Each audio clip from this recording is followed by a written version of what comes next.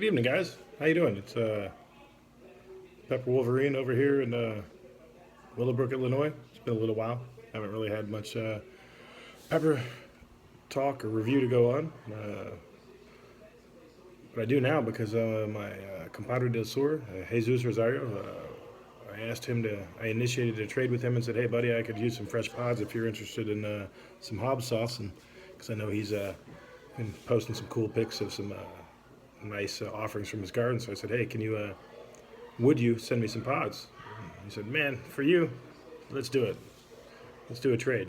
So I got a box of pods early a week ago. Just haven't really been able to do much because the flu hit my house and all the kids have been sick and I've been sick and my throat's still pretty torn up. But I don't want to wait a whole lot longer, so the pods aren't going to wait. So can't wait for me to get better. Got to do a review. I told Jesus, let's do it. So we got to do it. So one of the ones I've chosen to do something with that I haven't tried before is a 7-pot Evergreen Red, which it's a new one for me. I know what the 7 pots are, and I'm familiar with the 7-pot Evergreen, which is a green pod, which hence the name Evergreen. But this is a red variant of the 7-pot Evergreen. So I'm interested to see what this one's all about. See if it holds true to some of the 7-pot characteristics.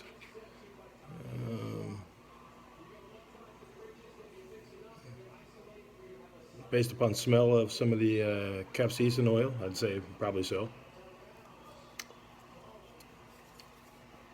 Once again, the pepper knife from Bear serving its purpose well.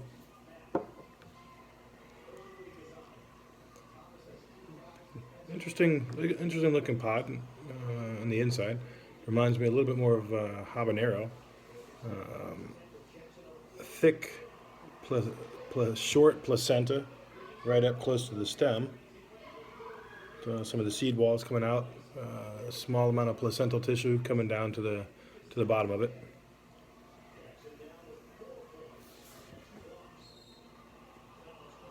Well, these have been in the fridge since I got them, so maybe I should have pulled it out a little bit quicker because there's not much of a discernible aroma to it, actually.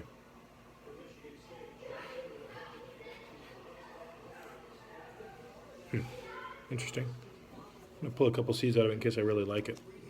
I don't have this one growing, and it's not too late still to plant something for this year's garden. Not really. I mean, kind of. I mean, it wouldn't be ideal, but if it's a good tasting pepper, I can always put it in an air garden and keep it inside.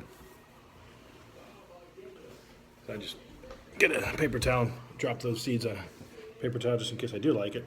So that way, at least I can label the paper towel. I didn't disturb the placental tissue. Want to be able to eat that. See what's going on. So Wolverine it. See what's going on. See if there's some heat to it. Well, it doesn't take long for heat to be discernible.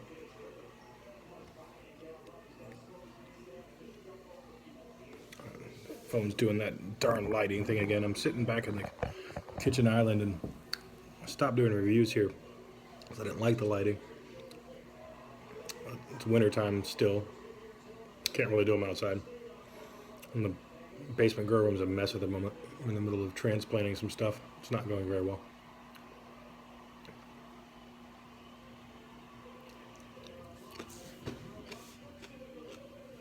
I was expecting to be the first half of it to be a little bit hotter.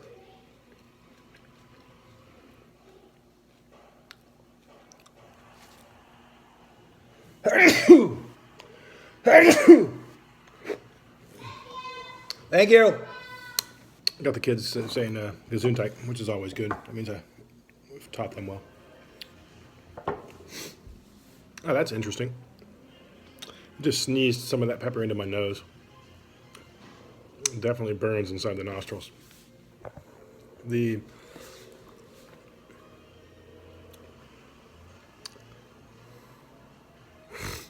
The flavor's decent. I mean, another seed I can save. Went in my nose and I pulled it back out of my mouth for those of you that are interested. It's got a typical 7-pot, slight fruitiness to it. Something in between floral and fruity.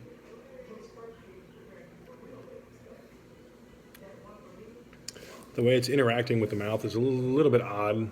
I'm not sure if that's because of the way that I sneezed it and blew it up into the nostrils, because it's definitely attacking the backside of the sinuses, coming back down into the mouth.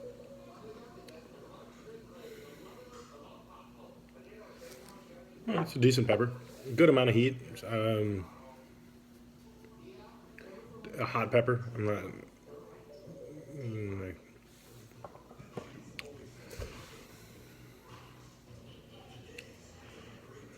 It's tingling. It's biting the tongue, biting the back of the roof of the mouth. It doesn't seem like it's going to go anywhere else from there. So I'm going to say this is a good hot pepper, not a super, not an ultra. I didn't do any research. I didn't Google it. I don't know where this is supposed to fall on the scale. It's like I said, it's got the typical 7-pot type of pepper flavor. I'd say an average 7-pot heat. It's not a bad pepper.